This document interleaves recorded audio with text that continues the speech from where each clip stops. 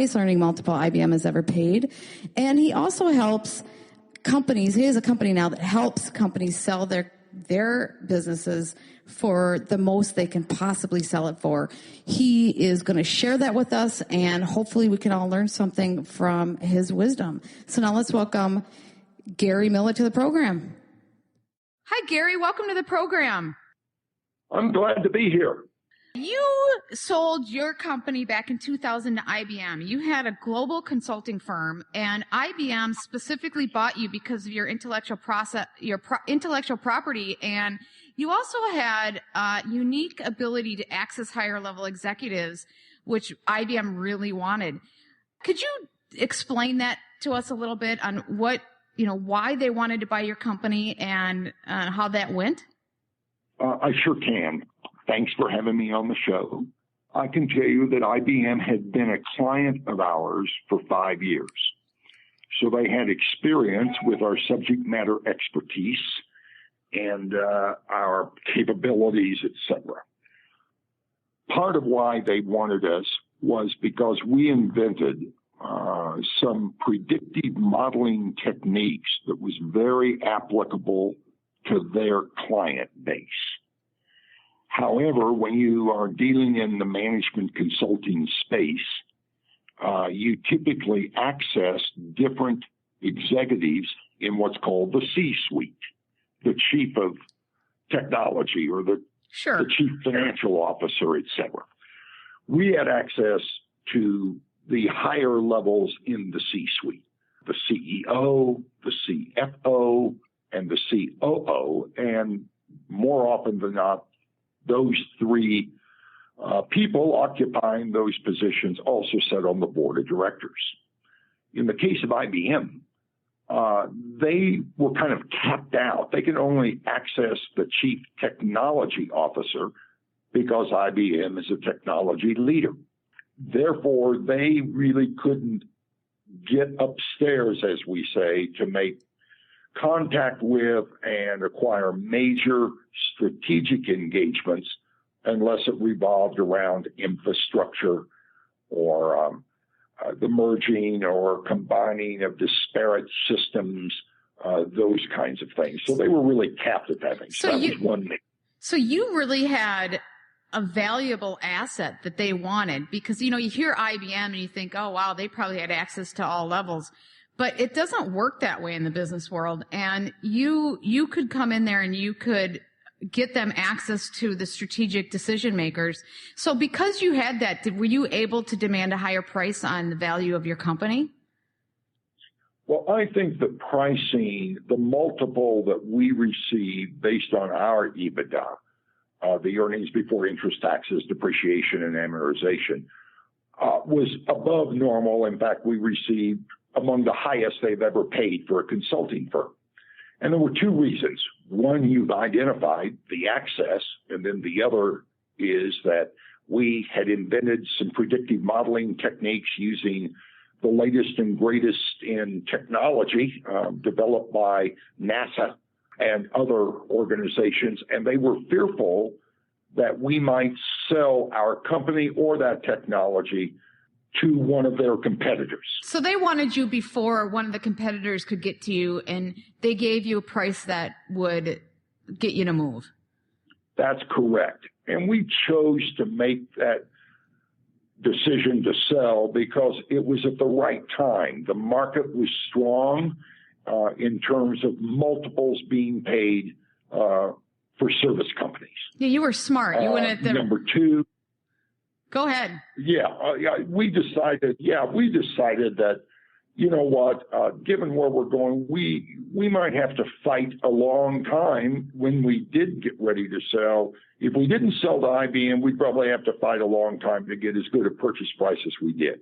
That was clearly number one. Timing's a big deal, isn't it?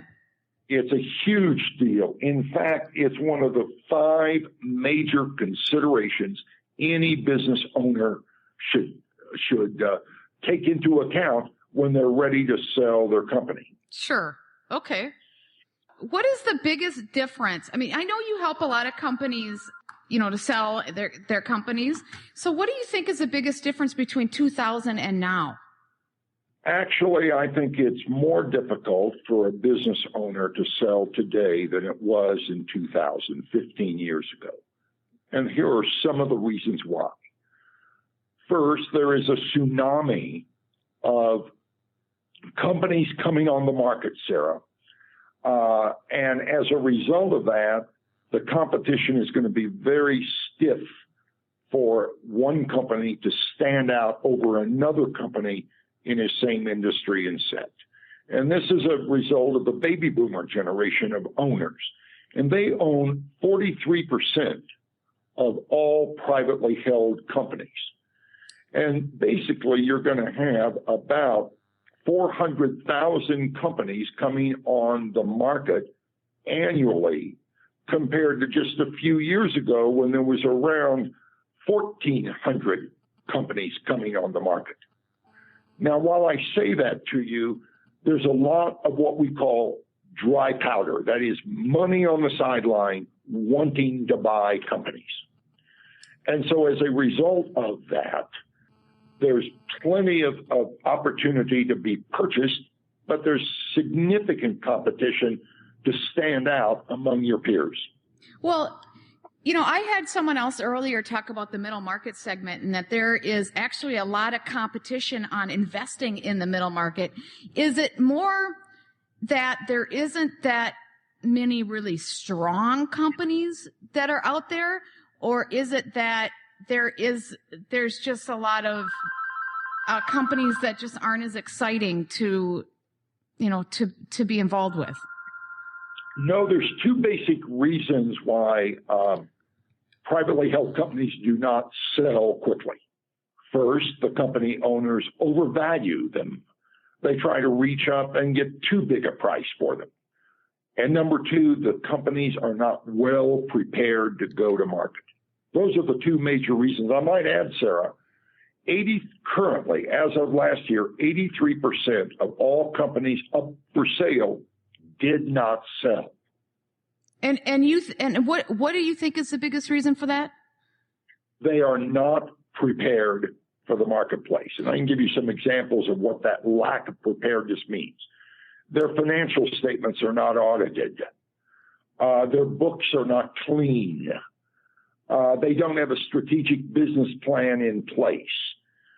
They don't have sustainable growth business models in place. Or the bench strength of their management team is shallow. So they're kind of a mess. Another reason is, they're kind of a mess. And by the way, that's one of the major areas that we focus on is helping companies prepare themselves to market. And many times that takes anywhere from 4 months to 2.5 years going forward. There's three basic things that a buyer looks for in a company. One is a strong earnings growth year over year over year. Buyers want consistency. Number two, they want strong management in place.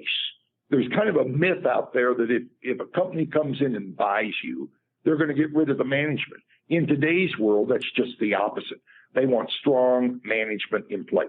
Yeah, they don't want the headache, right? They want to come in and have something that works well. Okay. That's right. And the third reason and final reason, they want a culture fit. I once did a deal with a strategic alliance for a company, a consulting company, with CenturyLink Telephone Company. That did not work out at all because the culture of a telephone company is drastically different than the culture of a consulting firm. Well, a telecommunication company, a big one, is it's a big bureaucracy. It's like the government almost. Almost.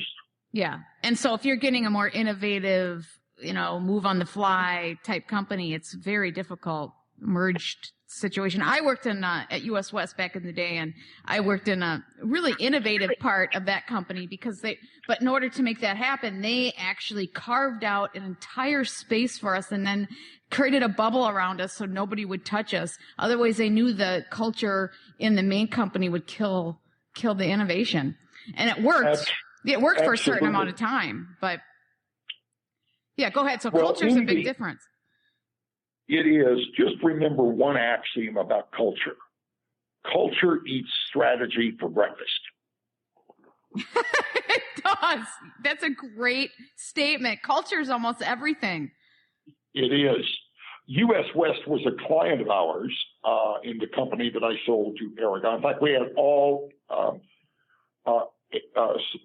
state-of-the-art box and the long line carriers as clients, as one of our industry specialties was telecommunications. Yep.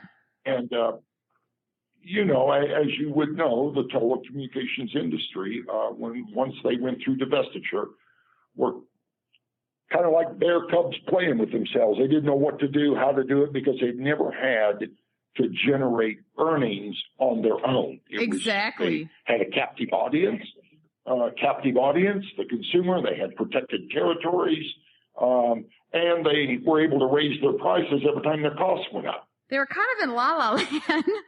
Business doesn't. They're like the government. Well, they were. They're not. Well, that's right. That's exactly. The only thing is they can't print money. Well, the government can't either, right? The Federal Reserve does it. But regardless. Yeah, they can print money, but the telephone companies can't. Yes.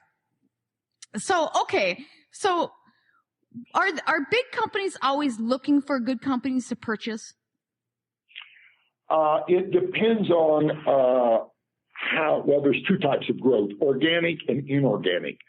If their organic growth is significant, and if the industry they're in is pretty stable and consistent, then typically those companies' profile would not be having a major acquisition program or what we call inorganic growth.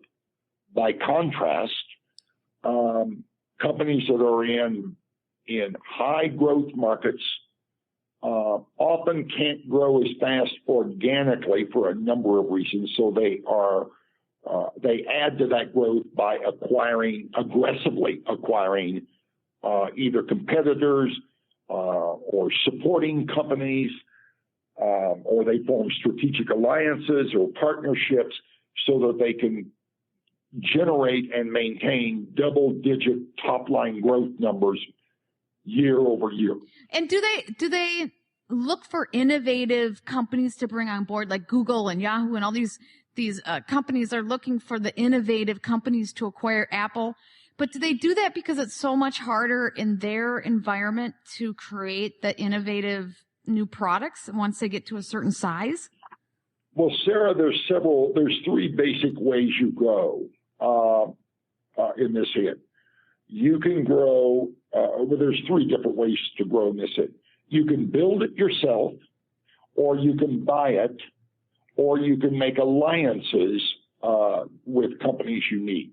The problem with building it yourself is it takes time. If you buy it, you may pay a premium to buy it, but you collapse the time frame, and therefore you become more competitive. By contrast, if a company won't allow itself to be sold, then you can form partnerships with that company, or if you need the technology of a much larger company than yours, you can form partnerships or alliances with those companies to acquire the use of their technology or their innovation or their inventions, whatever that may be. So that decision to acquire is a function of what is the fastest way to get to a higher top line revenue number.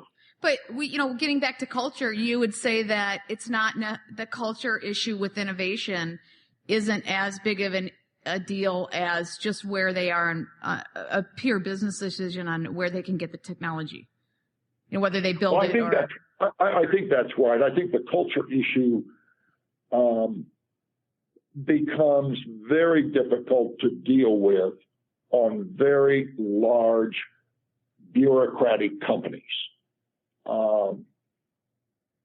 IBM stated in the purchase of our company, we want what you got.